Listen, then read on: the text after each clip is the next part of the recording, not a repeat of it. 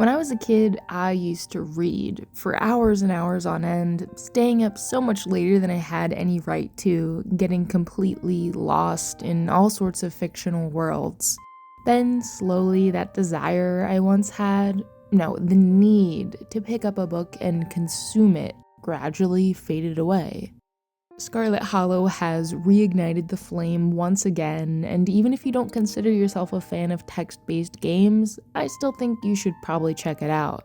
You can play the entire first chapter for free on Steam. Right now there are 4 out of a total of 7 planned chapters in the early access version.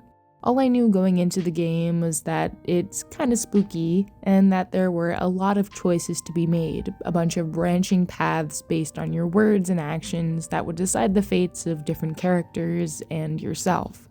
And my first big choice was to select 2 traits from this list.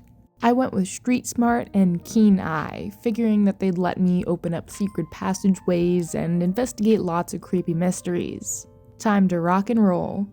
It's important to note that my playthrough here may look completely different from yours. I've since gone and started another run and had a very different outcome towards the end of the chapter, and I won't be spoiling the first big plot point here because I think you should experience that for yourself. We gain consciousness on a bus, and there's a creepy guy staring at us. We're just trying to make it to our estranged cousin's house for her mom's funeral. Looks like it ain't gonna be easy. Right off the bat, we get 6 different response options. You can be polite or rude, indifferent or encouraging. Here, I decide that for my first playthrough, I'm just gonna be me. Then I'll come back and do the ever-charming asshole run where I pick all the worst responses. But for now, I'll be relatively normal, playing things safe, which I guess includes eating the bag of boiled peanuts handed to me by a stranger. Our cousin Tabitha meets us at the bus station and gives us a nice warm welcome. We're not sure why our families didn't get along, and it doesn't seem like making a dead moms club joke is gonna help things on that front. And it looks like we're home. I suppose now's a good time to mention that Scarlet Hollow comes to us from Black Tabby Games, the creators of Slay the Princess. That was sort of their side project for a while as they continued to work on Scarlet Hollow's early access updates, so if you like that one, then I don't know why you aren't playing this one right now. So Tabitha gives us the grand tour of her decrepit estate, warning us not to go wandering around, and then upon admitting that PB&J is in fact our favorite food, she gives us the smile. Maybe we will get along after all. Trying my best to be polite, I do a little prying about her and the family, but ultimately don't want to piss her off too much before I get the chance to know her. And just as quickly as she appeared, Tabitha rushes off to work, and I get to work poking around where I shouldn't. But the doors to the Forbidden Wing are locked. Not for me, though. I knew this perk would come in handy. There isn't much back here, but I do have a feeling we'll be returning to this place later. Still not satisfied after my little snack on the bus, I return to the kitchen to whip up a delicious sandwich and check out the garden out back. There really isn't much left to do at the house, so into town I go, and am immediately greeted by a nasty little pug called Gretchen. She's cute, but, also nasty.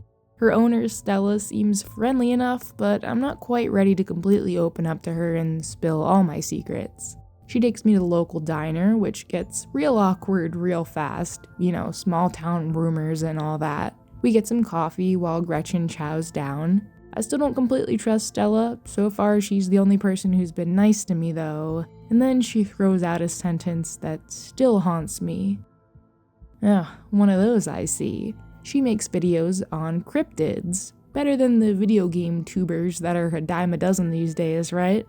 Eventually, we do go our separate ways, and I still have some time to kill before heading home. Off to the general store. The clerk looks at me, mutters, "Oh my god," and I decide to leave, not really up for another chat about being in town for the funeral. The sun is starting to set, so there's really no option but to head back. But you didn't forget that Scarlet Hollow is a horror game, right? It's not just gonna let me go home. With my keen eye perk, I notice something watching me from the woods and I book it. But I'm not fast enough. It tackles me and we both roll down into the trees. Looks like it's one of Stella's famous cryptids. Lucky for me, a random old man takes a shot at the beast, scaring it off for now.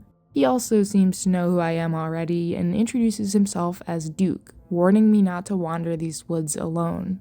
So instead, we head out together to hunt down the mountain lion. Wonderful idea. Instead of the creature, we find, to no one's surprise, the YouTuber herself. Seems like these two already know each other pretty well and have had similar encounters before. He doesn't believe in cryptids and she doesn't believe in mountain lions, at least not in this area.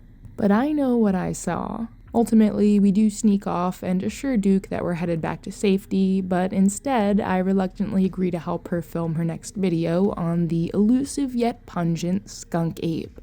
And, well, I'll leave it at that. What happens from here is up to you, and it'll have some severe consequences on the rest of the game. That was just a little taste of Scarlet Hollow, a game that keeps me up at night, just like my favorite book series used to as a kid.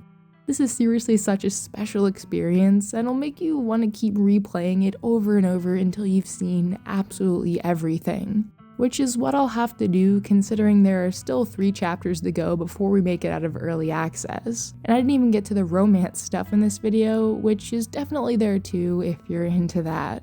I do think that if I ever found myself streaming down the line, not saying it's gonna happen, but if I did, I'd probably play games like this where I let chat decide what to do next. A fun, interactive bonding experience. God, I'm still thinking of all the different runs I want to complete. Maybe one where I'm silent and awkward, or where I try to cause as many fights as possible. The options are endless.